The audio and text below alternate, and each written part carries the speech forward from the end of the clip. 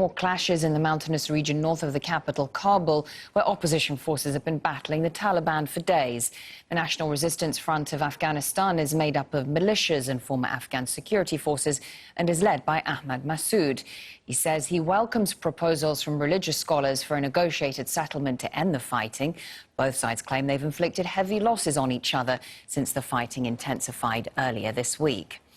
Well, a spokesman for the anti-Taliban resistance front has been killed in the Panjshir Valley. Group officials say Fahim Dashti was killed while fighting on Sunday. He was a prominent media figure in Afghanistan and the nephew of Abdullah, the former government's chief executive. Charles Stratford is following developments from the capital, Kabul. There has been heavy fighting over the last 24 hours or so. We've spoken to sources in that area. They're telling us that the NRF are saying that they have taken captive hundreds of Taliban prisoners, apparently, and there is no way that we can independently confirm this. The Taliban were taken by surprise, having crossed a bridge in an area called Dalansak, at which point, according to this source, saying that they were then surrounded by the NRF and the bridge was blown up. Certainly the NRF are very well armed. We were there the day before yesterday speaking to locals who said that in the build-up to the Taliban taking control of Kabul, they had seen lots of weapons go into the valley. Analysts say that the NRF, which are predominantly made up of former NAA, that's the Afghan National Army, soldiers, militias, and an ethnic minority in that valley made up of Tajiks. And these analysts are saying that this build-up of weapons has been going on for years. There is growing fears about the estimated 150, 200,000 people inside the valley, and all communication has been cut off. We also know that the Taliban, certainly we've been told the Taliban have cut the electricity as well. So it is very difficult to get independent verification of exactly what's going on. Well, top Taliban officials have held talks with the UN's humanitarian relief coordinator in Kabul. Martin Griffiths is pictured with Taliban co-founder Mullah Baradar and other members of the group. The UN says the focus of the meeting was resolving Afghanistan's humanitarian crisis. The envoy called for all civilians, especially women, girls and minorities, to be protected.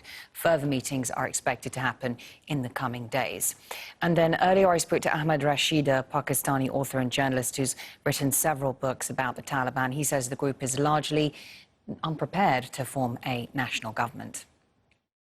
It's very clear now that the Taliban want to set up a government of their own. They don't want a broad-based government. And it's pretty chronic at the moment that we still don't have a government in Afghanistan. And there seems to have been a lot of internal squabbling amongst the Taliban as to who would get which post. And but clearly what it also means is that any hope of the Taliban conceding a broad-based government, bringing in non-Taliban outsiders into the government, that seems to be off now. And I think that's one of the conditions for Ahmad Massoud. They've told Ahmad Massoud that they want a unified Afghanistan. They're not going to tolerate what he is asking for, which is a semi-autonomous region in the Panjshir Valley where these fighters are based. The Taliban have said we want a unified Afghanistan. We want nothing to do with your autonomous suggestion. And so it looks like that the fighting is going to continue. Every day we're hearing announcements by the Taliban that a government is about to be formed and then it isn't formed. That's the one problem. The second problem, the longer there's no government, the worse the economic crisis becomes, the worse the lack of money, the lack of cash, the empty banks, and the price rises that are astronomical now, because most of Afghanistan's food is imported, and certainly Kabul imports a lot of food from the countryside, and none of that is emerging so far. So we have a very critical situation, and then not to speak of COVID and the collapse of the health system and the lack of medicines.